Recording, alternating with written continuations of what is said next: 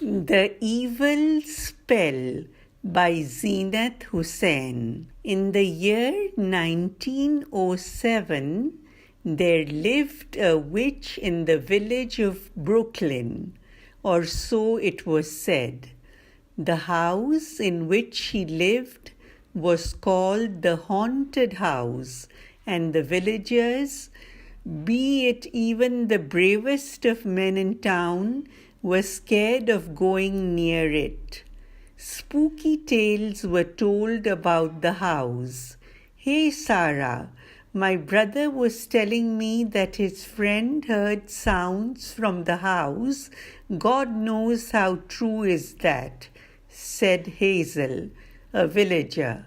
Unknowingly, people did stroll by the haunted house, unaware of the stories told about the house and its spooky atmosphere, only to find windows and doors swinging to and fro.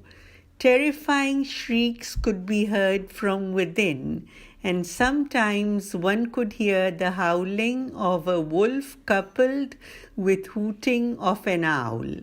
The story ran such. Years ago, there lived a very beautiful young woman, Sandra, in this village. Her beauty was compared to the beauty of the moon, and poets wrote poems about her many suitors, whom she would turn down because she was in love with Jack, a really handsome and rich guy from a nearby village. However, Jack did not turn out to be as faithful as Sandra thought him to be, and he ditched her in order to marry another female.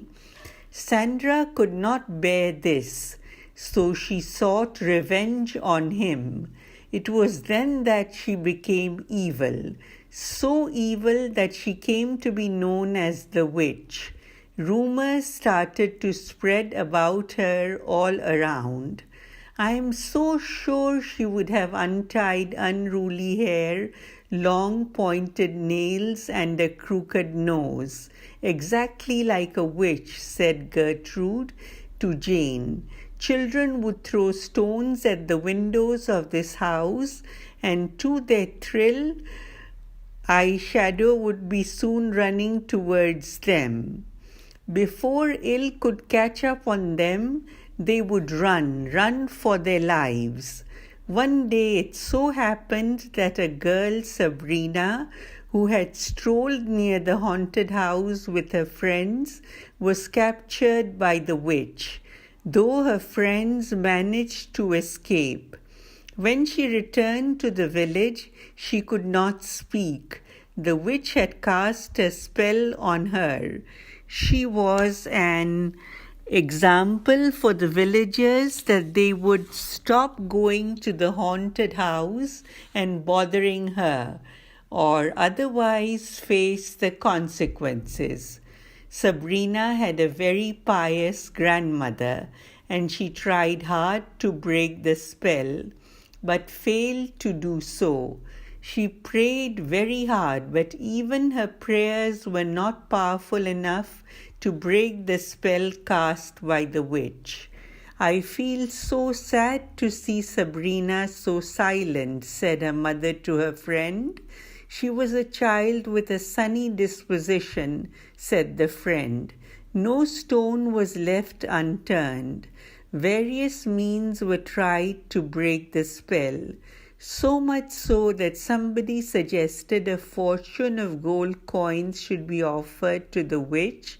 They went to the extent of calling the village priest to help them break the spell, but that too in vain. The priest, though, had a suggestion. Take some holy water and sprinkle it on the witch. You will definitely break the spell then. However, even this did not work and certainly did not break the spell. Sabrina had now grown into a fair maiden, but she was silent as a stone. One day her grandmother came with the news about a wizard in a nearby village. It was said also this might prove to be of some help. They tried to contact the wizard, but he refused to meet anybody without giving any reason good enough. One day, while Sabrina was sitting in her backyard peeling fruit, one of the apples slipped from her hands. To her surprise, she called to her room. She could not believe that this was happening. She had actually called out to her mom. She tried again, and yes, there it was, the word mom.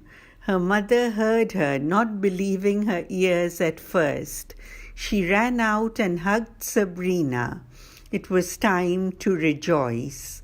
Her mom asked her dad to get as many sweets as he could. I may distribute them in gratitude of the mercy God has shown us.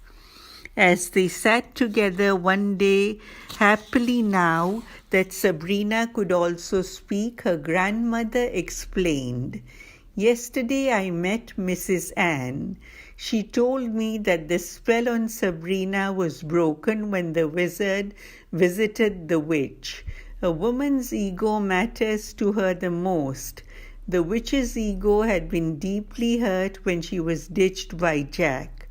When the wizard visited her, they had a long talk, and she realized that it was unfair to make the villager's life miserable because of her own miseries. It was then that she broke the spell. She further explained that in reality there is no such thing as a witch or a wizard. It is pure evil in a person that reveals itself at one point or the other." The end.